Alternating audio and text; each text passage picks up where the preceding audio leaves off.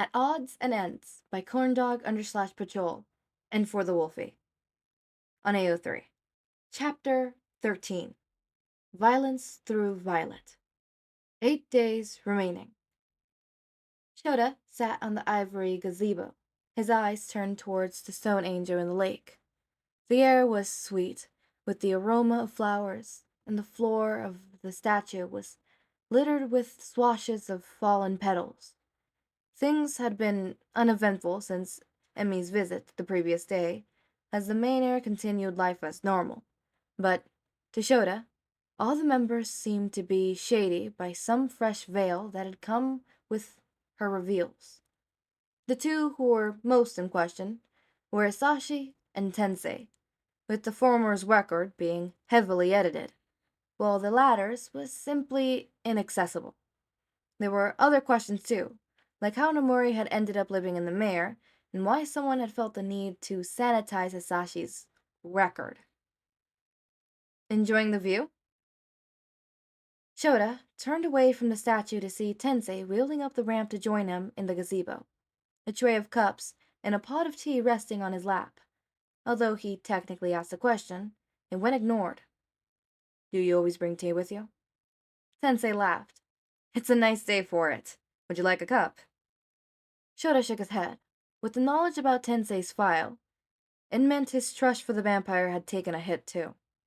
Tensei nodded, but didn't leave. He placed the tray on the bench and poured himself a cup. Sounds like you're having a prolonged stay, said the butler as he looked over the lake.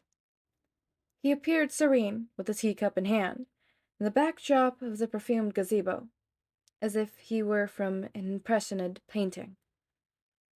I hope you don't mind the extra guests, Shouta said dryly. Tensei laughed again. Of course I don't mind. However, that doesn't mean I have zero concerns. His good humor faded, and he seemed troubled. All I ask is that you do not toy with Hizashi. Shouta was taken aback. Huh? Hizashi isn't very subtle about his feelings. I'm sure you've noticed he's starting to view you in a certain light. So Tensei had noticed it too. He's more sensitive than he seems, and although he won't ever force anything, I simply ask you let him down gently if the topic arises. If you toy with him or hurt him, then your superiors will hear about it. For the records, I'm not interested in a... Shouta stopped. He stared at Tensei, although the vampire was watching the lake. My superiors. The butler nodded and sipped his tea. I already offered full disclosure. We're not trying to inhabilitate your investigation, and if there is anything you require, then I'm perfectly happy to lend assistance. Well, within certain boundaries. Needless to say, you don't need to toy with Hisashi's heart to find out what you need. Tensei knew. How did? Shouta was interrupted by a loud crash. A billow of dust rose from the opposite side of the house, and both he and the butler were instantly on edge. It was followed by the sound of roaring and more crashes. We're under attack, Tensei called. The teacup fell to the ground, shattering instantly. The broken shards disappeared among the fallen wisteria petals. Both men hurried away from the gazebo, prepared to head inside to see who was in danger. But they were stopped, and something slammed into the grass in front of them. Meat, called a voice from high above. Fresh meat out here. Shouta and Tensei looked skywards to find a black, comforted shape, clad in unbreakable leather that made them resemble a literal leech. The outfit covered all but their mouth, from which enormous blades protruded. The leech was held aloft by a mass of teeth turned blades. His quirk blatant enough for Shouta to immediately recognize. This vamp was known as Moonfish, a dangerous serial killer who had been on the run for months. However, he wasn't alone, and Shouta recognized the other one too. He appeared on the manor's roof, staring down at them, beadily, reptilian eyes. Demonic horns emerged from his head. His muscular body was scarred, and his mouth was pulled from to form a crooked snout, filled to the brim with sharp, squatted teeth. Another dangerous vampire. Crocodile Dewey. What are they doing here? Looks like we can eat those two, growled the crocodile vampire, as he launched himself off the roof, landing firmly a few meters ahead of them. They ain't that dude Muscular keeps ranting about. Muscular. Should have recalled the vampire who had gone on a date with Hasashi. Damn it. He should have taken him down when he had the chance. Fresh meat. Gurgled Moonfish. So hungry. I want the human. You can have the other one. Want both. Like hell. The two began to bicker back and forth, distracted by their petty argument. Shota's mind was already calculating the situation. His silver weapon was in his bedroom, leaving him defenseless. But he had a civilian to protect. Don't use your quirk. Tensei sounded calm and composed. Shouta was taken aback. The butler knew exactly who he was. They'll question these monsters when they are arrested. If you're working undercover here, you can't give away your investigation. I'll take Moonfish. You take the one with the mutation quirk, since I imagine you're used to fighting those without your quirk. Tensei had calculated the situation just as quickly as Shouta, if not more so. He even knew about one of the villains. Shouta glanced up at the leather-clad leech. You can fight? I can. The last thing Shouta needed was doubt, especially since Tensei had no reason to lie. If he believed he could fight the murderer, Shouta wasn't going to disbelieve him. Here. Tensei flipped the front of his chair's armrest. From them, he pulled out two daggers that Shouta instantly recognized. They were the same silver model that every slayer was equipped with. The vampire tossed one to Shouta, and he caught it by the handle, although there was no time to question their existence. Thanks. Don't thank me yet. We can take these two out and go find Hizashi. Okay? Okay. Off each then? Agreed the crocodile vampire. Moonfish seemed content enough with the answer, as a barrier of blades shot from his mouth, targeting the two men. Shouta leaped to the left, missing the extended teeth by inches. When he glanced to check on Tensei, he was relieved to find he was out of harm's way too. In fact, he was even further out the attack's range than Shouta. An epiphany about the vampire lurked on the tip of Shota's tongue, but he had no time to grasp it, as a fist flew at him. The slayer ducked beneath the blow. His hands touched the torn-up glass, and Shouta put his weight on it, fiddling his legs into the air and wrapping them around the crocodile's extended arm. Once his grip was solid, he pushed his hands off the ground and pulled up his hips, knees remaining clamped like vices. The crocodile looked surprised when their eyes met, but it didn't last. He lunged with his jaws. Shouta moved like lightning, grabbing the monster's chin and thrusting his jaws safely upwards. He tried to bring the sliver blade down, deciding the villain would survive the loss of an eye, but the vamp noticed the weapon too soon. His tail struck Shota's hand, the force successfully knocking the blade away. Without the weapon, the slayer couldn't do any permanent damage. He needed to take this monster down. Before Crocodile Dundee could overpower Shota's hold of his jaw, the slayer twisted his entire body around, along with the crocodile's arm. The beast roared in pain as his scaly limb was dislocated, and Shouta used the distraction to hurl his own body to safety. Shouta whirled when he hit grass and was back on his feet in seconds. The vampire continued to roar in pain at his arm, but it wouldn't be long before his healing kicked in. The slayer scowled the ground for his silver knife, but was distracted by a shadow blocking his view.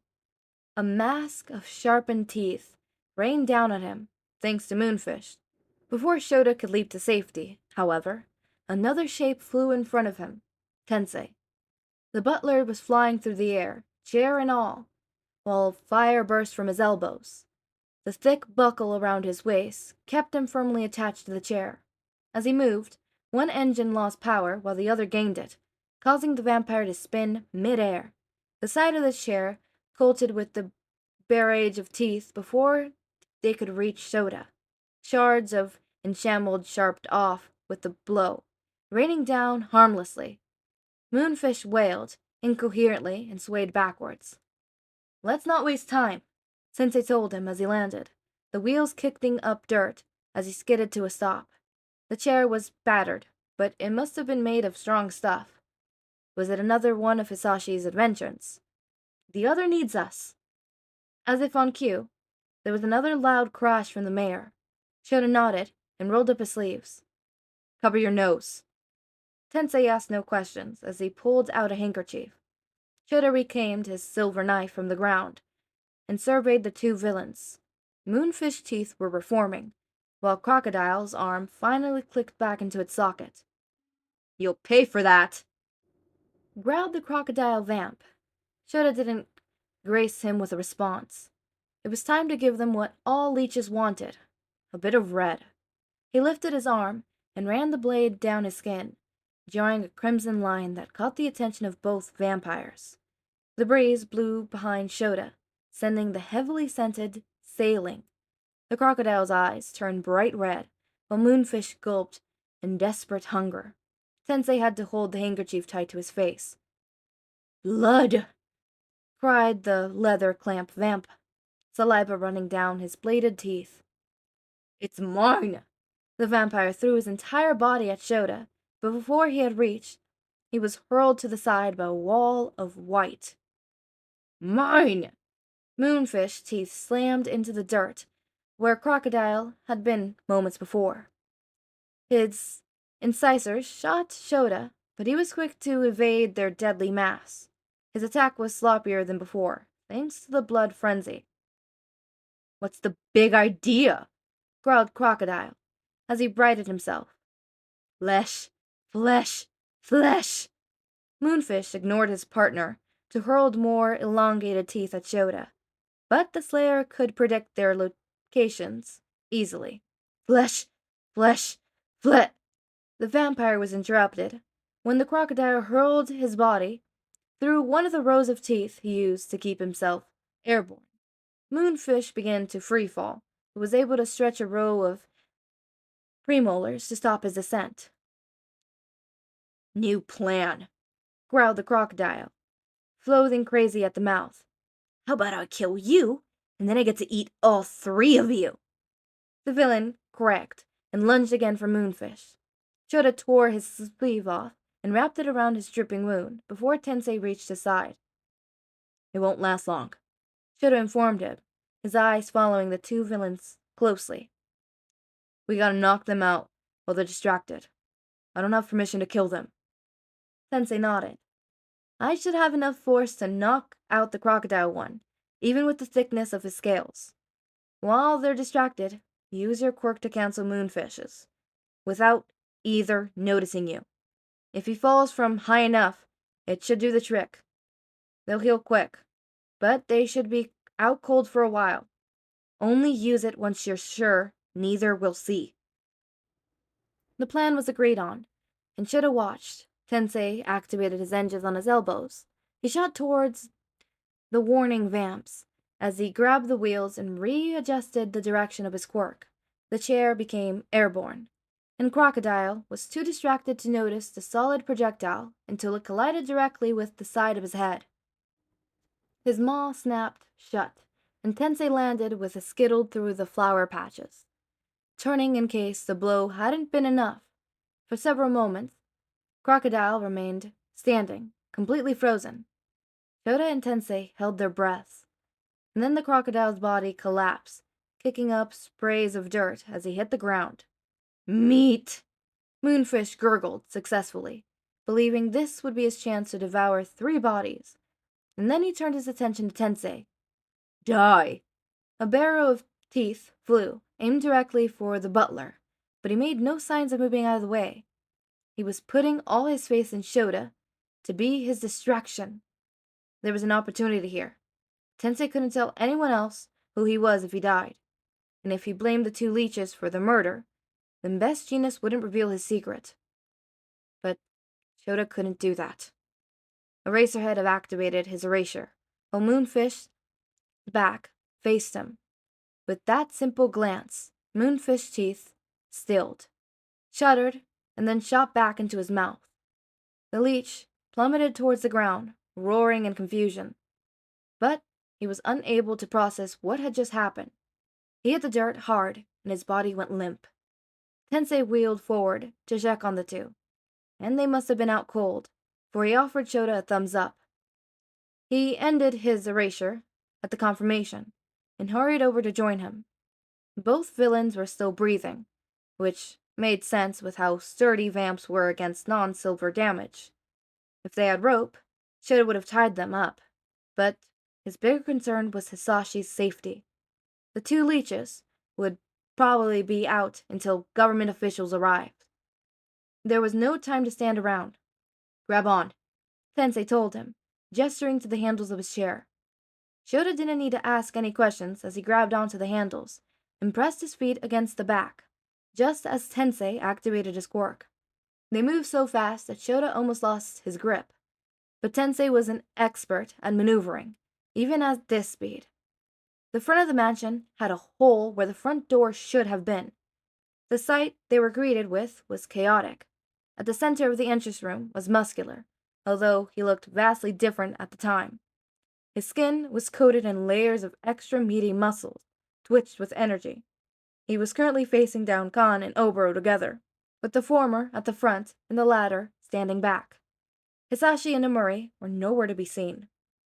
Khan was squatting down the criminal, and the sight caught Shouta off guard. Just like Muscular, his own body was coated with red, but the vampire's outer layer was formed with crystallized blood. His blows hit hard against Muscular's body. The tips of his fists ended in crimson spikes that chipped and reformed on contact. Muscular threw his fist at Ken's chest, but a small cloud appeared moments before the blow connected, cushioning the impact. Even with their powers combined, however, the two looked exhausted, but unwilling to surrender against the powerful enemy. "There's a criminal with sleeping gas. Quirk, who went after Nuray," called Oboro as soon as he saw them. "Hisashi's deeper in. He went to find her."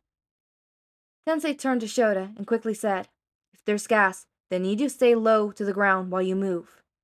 The vampire looked panicked. "Unfortunately, I won't be able to do that. Can I trust you to do anything necessary to save them?" The unasked question was clear. Would he be willing to give away his identity and use his quirk if it meant rescuing Nuray and Hasashi? Shouta nodded. "Anything." Tensei seemed pleased with his answer, as he offered him a clean handkerchief. Shouta held it to his nose and mouth, before the vampire turned his attention to Muscular. "Go!" The engines on Tensei's arms activated, as he flew fast to the villain. Shouta didn't waste time watching. He dashed for the back of the house, where he saw hints of violet haze at the ends of the hallway.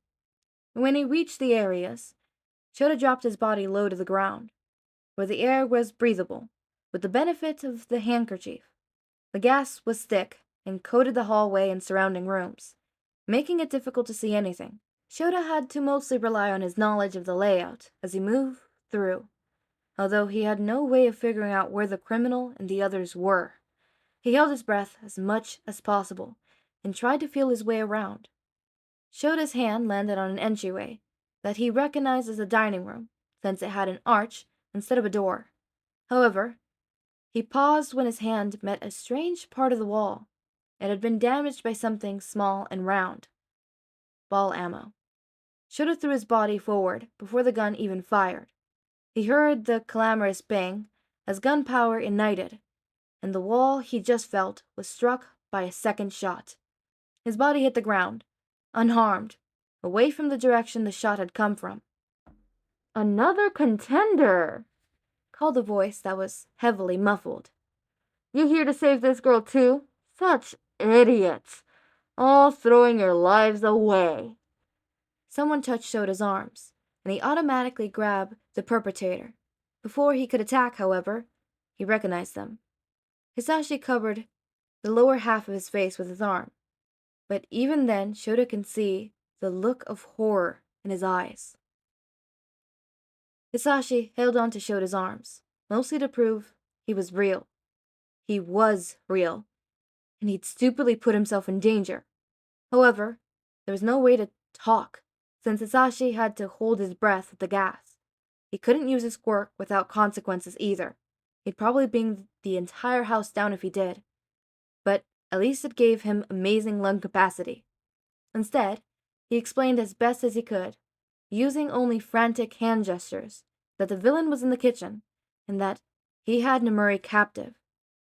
Shouta seems to understand his frantic hand movements, for he nodded. "Come out and face me!" called the villain, who called himself Mustard earlier. There was another bang as he fired the gun.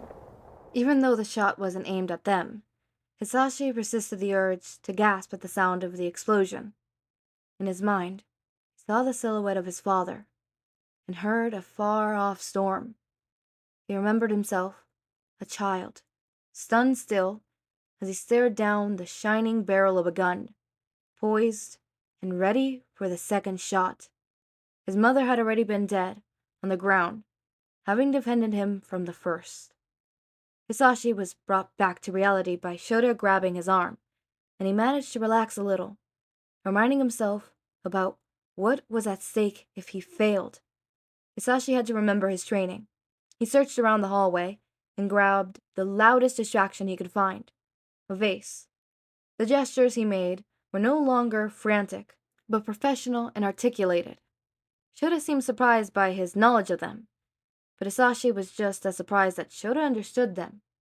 They nodded at each other, took a moment to breathe low to the ground, and put the plan into action.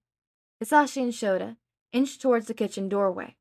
As soon as he was close enough, Hisashi threw the vase inside, where it crashed against the far wall. "What?" gasped the villain as he turned to see the commotion, and that was their cue to rush in. Despite the haze, they were able to get a good view from the rogue vamp. He stood on the middle table and appeared young, although his face was covered by an elaborate gas mask. Long tubes were connected to it, and they trailed down to lay on the floor below, so he could inhale the breathable air. So the kid wasn't immune to his own quirk. However, they didn't account for the vampire's ability to notice them through the smog. The gun whipped around, and Hisashi almost stopped at the sight of the weapon. However, it wasn't targeting him. It was aimed at Shouta. Mustard pulled the trigger without hesitation. What an interesting set of events here. Would you look at that? Oh no. Oh no. I remember reading this for the first time and I was like, what? What the hell? Also, let's talk about the elephants in the room, because there's a lot of them. So, Tensei knows about Shouta and the fact that he is a racerhead. So, how long he's known? Who knows? I'm not going to tell you, obviously. Obviously they're being under attack, which, oh no. Okay. Attack. Why does Tensei have those weapons, the silver knives? We wonder, question mark. Let's see. Let's talk about Shouta for a second and his true character development. Clearly, when everything went downhill, Shouta's priority was to find Hasashi. Here's the thing. A lot of the times, your true nature and your true emotions really show at high, stressful situations. Life or death kind of thing, right? And even if it's not life or death, you feel like it's life or death, or you're getting the same adrenaline you would in life or death. In this situation, yeah, this is life or death. This is very much, if you make one wrong move, you can die. And what does Shouta think about? I need to get to Hasashi. When they finally get in the mayor, and, Tensei is like, are you willing to do anything to save Hasashi? Shouta does what? He says, yes, I'll do anything, knowing what it means, knowing that he would blow his cover to save Hisashi. As for the whole Tensei part, before, I forgot to mention this, it just popped up in my mind, where Tensei was outside and was just standing there as Moonfish Teeth, like, was going towards him.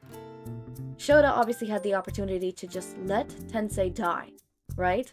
Blame the whole thing on Moonfish, right?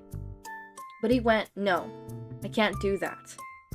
And he stopped it. Why? Because Shouta is actually a decent person.